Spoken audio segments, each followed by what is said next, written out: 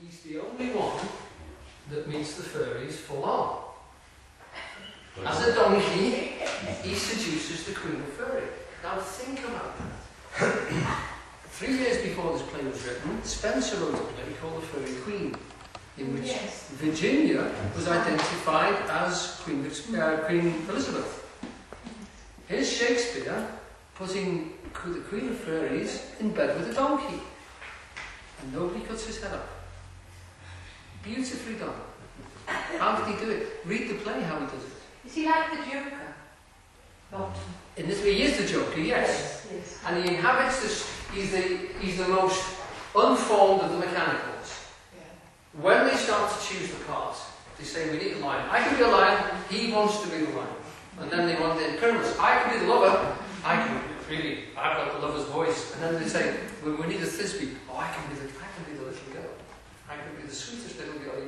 You know. So he is formless, he wants to take everybody's part. He is the one who is changed and meets Titania. He actually meets the furries and interacts with them, or none of the others do. They are changed, but they don't meet. He is changed physically, meets with them, and comes back. So he is the only one. He's the bottom of that sort of thing. So he's the, if you like, the most mutable. He's the only one that blends perfectly between the two systems. But this is the forming level. Every one of the relationships we've said will go through the wood and come back woven in a different way. They will be woven together with their prospective partners. And Hippolyta is the one who actually points out the fact, because Aegeus says, it's a weird thing. We go into this forest and all these peculiar things happen. And I just think that poets are just like madmen, and madmen are just like, crazy characters, and they consider all these things. And Hippolyta says, no, look what's happened. They've all been woven together perfectly. They found the right person. Now, in the wood, we get these two fall asleep. And they're sleeping separately. Hermia won't let Lysander sleep alongside her. It's all very chaste. But because of that, Puck sees that he thinks that these two are having an argument. So he's got some special magic which he puts on the islands and changes them. Titania is changed so that she will fall in love with the first thing that she sees when she opens her eyes. Now, it's a fascinating thing. When I was researching this a long time ago, I came across, it's a wonderful concept that you can put something on somebody's eyes. The magic that when they open their eyes, the first thing they see, they fasten onto and fall deeply in love. But as a weird thing, I found this thing called an innate response mechanism. There are innate response mechanisms in most mammals and birds. We have them as well. It's assumed. We can't test them with human beings. But there are little goslings who will see whatever they see first of all, they will treat as mother. And there's a bearded Swedish biologist with a beard who has been adopted as a mother by a flock of goslings, and they follow him everywhere. He goes in the house, he goes in the car, they follow him. He's mother. He's mother because he was the first thing they saw when they opened their eyes. There are a whole concept of this, and if you look closely at what they're saying now about us in adolescence, we awaken to the other sex. Up until that time, they're just peculiar characters that don't feel like us. And then one morning we wake up and suddenly something has happened. The innate, literally innate, it's inside us. Mechanism wakes up and we recognise the difference, and the difference is suddenly important. It wasn't important before, and suddenly it is. So Shakespeare is already, I'm not saying he knew about these things, I'm saying he's intimating. These processes are processes which are buried inside us, and they are time significant. There are lots of processes which science knows about and can't see what the triggers are. There are birds which are afraid of hunters. They can recognise the silhouette of a hunter, and they can recognise the silhouette of a hunter at 6 days old. The first time they see it, they run. So they've got a picture somewhere inside their nervous system of what a hunter looks like. Just like we have a picture inside our nervous system of what a beautiful member of the opposite sex would look like. There are even painters who try and paint this because it wouldn't be detailed. It couldn't have the detail that people want, but it must have some general characteristics. And a lot of abstract artists are trying to get back, when they're drawing an abstraction, of what it is that fascinates them about the particular scene, how we recognise space without the detail. If you look at art, some of this abstract art from that point of view and say, are they trying to draw literally the innate responses which are deep inside us?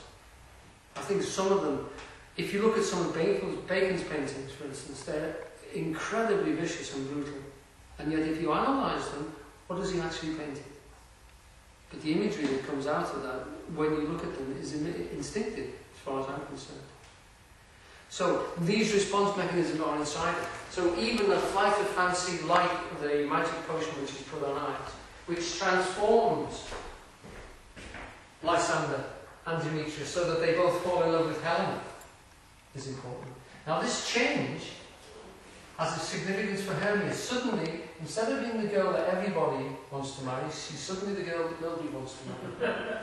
And that has a profound effect on her. So we've seen Helena when she's loved and hated. She reacts very strangely to being loved. And we've seen Hermia when she's loved and hated. And she reacts in a completely different way. Those two fight as those two fought before. And the situation changes then.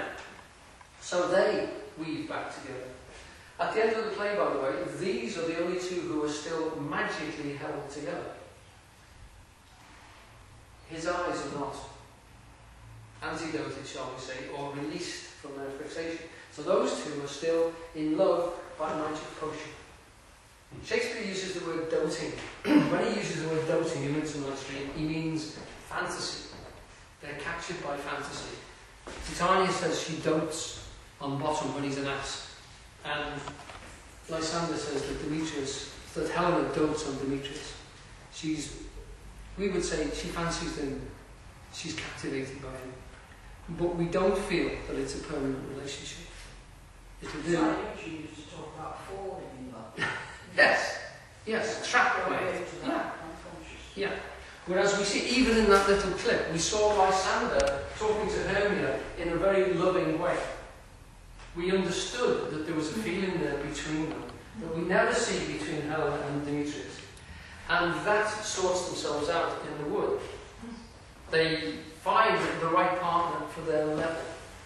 They balance it up. They meet the right one who is perfect for them. And Theseus and Hippolyta go hunting.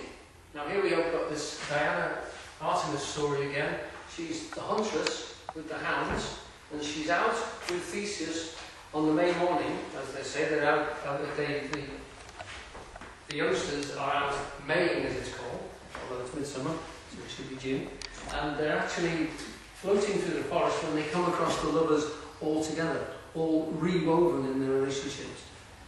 And Theseus does a strange thing. He has said, at the end of that scene that we saw, that the law in Athens is immutable, it cannot be changed. But he changes it. What we're talking about here is when we see these things here, these laws which are laid down are ultimately changeable. But to change them, you have to go out and reform them and come back. What they rest upon is will. Literally, when Hermia says, I wish my father could see with my eyes, she's saying, I wish he willed the same situation that I will. And what is holding this thing in place in Athens is willpower. It isn't that the laws are fixed. The laws are held by energy, pure energy, by will. And that's willed by, in this particular case, men. The men at the top are willing the laws. And when Theseus changes his mind, he changes the law. This is only resting upon habit, tradition, and what's the other one? Inertia.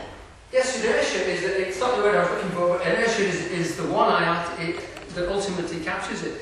By repetition and literally the sequence constantly being emphasized and re-emphasized, it becomes established as law. Eugene used to talk about the fact that the first time you do